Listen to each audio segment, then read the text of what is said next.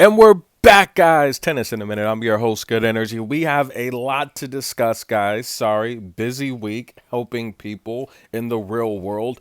But let's get back to the French Open qualifiers. We have Victoria Mboko taking on Iga's bestie, Juvan. As always, this coverage is brought to you via the Doctrine of Fair Use, the Fair Dealing, and the Digital Millennium Act. Victoria Mboko from Canada, ladies and gentlemen. Listen, she's very, very good. She's very, very fast, very, very explosive. And she's got a matchup here with someone that's just getting things started again. We're going to take a quick look at the rest of qualifiers first.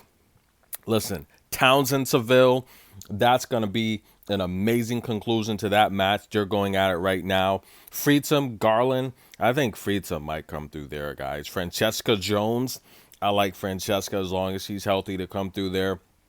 Julia Herrera, I got to take Julia. Look, don't cry for me, Argentina. I got to take Simona Waltert over Valentová, and I got to take Stefani to get in. But listen, ladies and gentlemen, Romero Gomez, the underdog. Are you crazy, man? Sarah Balek is in. Yes. Solana Sierra's in. She takes out Wang. Carly's in. Listen, this is going to be Tamara Korpatch is in.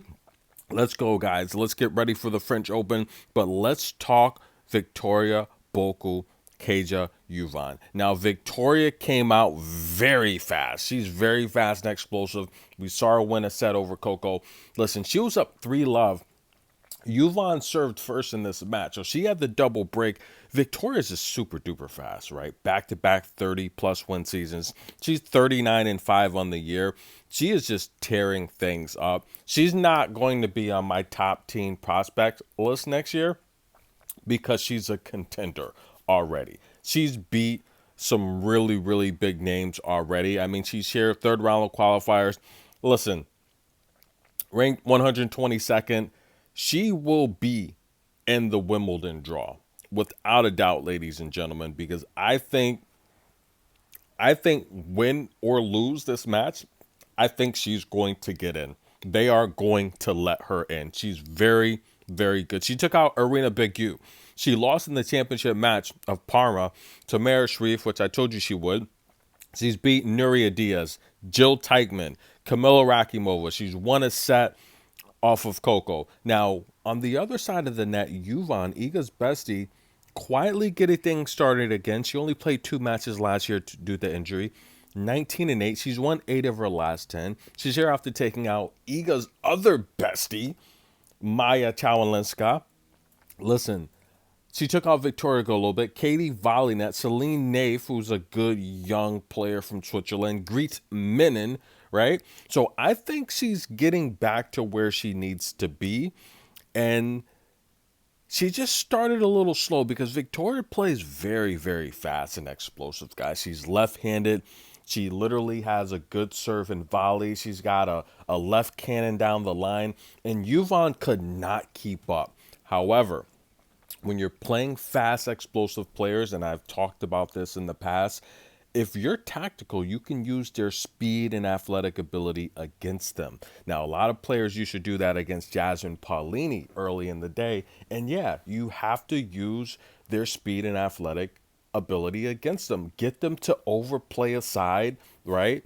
And then go the other way. Easier said than done because now we see what Jasmine Paolini is. She's too explosive. Jasmine right now and Coco, the 2 hottest, the 2 most in shape players on tour, especially headed into the French Open. Jasmine's going to be very tough to beat because a lot of that is her confidence.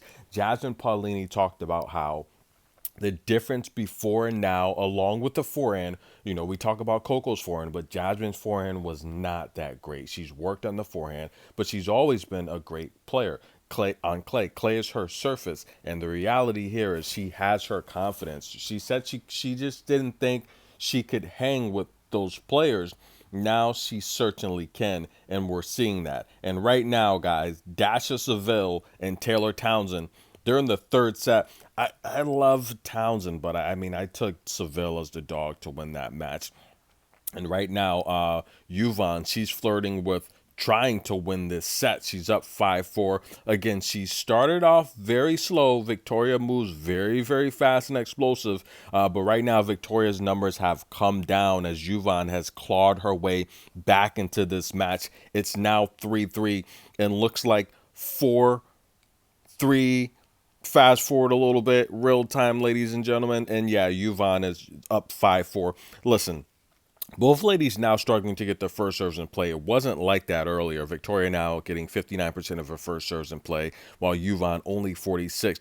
But Juvan has climbed up to win her first serve battle. She's winning 70% of her first serves. Victoria now 60% of her first serves. Victoria's losing 53% of the second serve.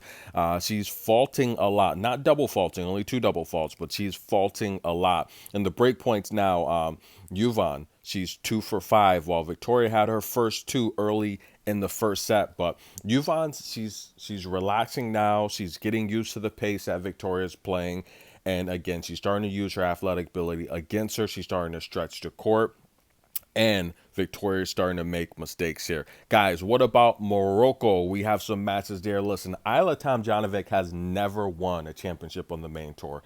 Don't take Coco for granted at what she's done at such an early age. Ayla's in her 30s. I love her. Great mental toughness, great stamina. She's a grinder, right? I'm going to take Ayla to beat Maya Joint as the underdog. What about the other side of the bracket? We have Camila Osorio, one of the toughest players I've ever seen in my life. She's taking on Jacqueline Christian. I love Jacqueline, a lot of power, but I think Camila's going to force a pace that's going to make Jacqueline make mistakes. I'll take Camila Osorio to win. Now, let's go to Strasbourg, where we have big Elena, the giant from Kazakhstan. Elena Rybakina, I'm going to take over Beatrice Haddad. Look, Beatrice is just getting into the swing of things, not having a great season. But I think overall, Beatrice plays her best tennis inside the baseline. She's a bully in that, no man's land. She's lefty, crafty, but I don't think Beatrice has the power to compete with Elena Rybakina. I think Elena can stretch the court. She's got a lot more range, a lot tougher, stronger serve. If both ladies are where they need to be mentally and physically, I think Beatrice can't hang with Elena. Now, the other side of the bracket, we have Danny Mel taking on Ludmila. Danielle made the final here last year in Strasbourg. However, I think Ludmila has more variety to take this match. I think she has one of the better drop shots on tour. No one talks about her forehand. I mean, ask Jasmine Paolini about Ludmila's forehand. Jasmine cannot hang with Ludmila. That is a lopsided matchup. Every time they play, it's a blowout. And I think Danielle's going to have to push that pace like she played against Emma, against Ludmila, to have any success. But I'm going to go with Ludmila on the upset. Those are the picks, guys. Enjoy. Right now, we're on serve. Victoria, Mboko, Kaja, Juvan. The French Open is here, ladies and gentlemen. Get ready. I'm going to cover every round, every matchup like before. Get ready, guys. Hey, good energy. Guys, we might even go to France. I don't know. We'll see you soon.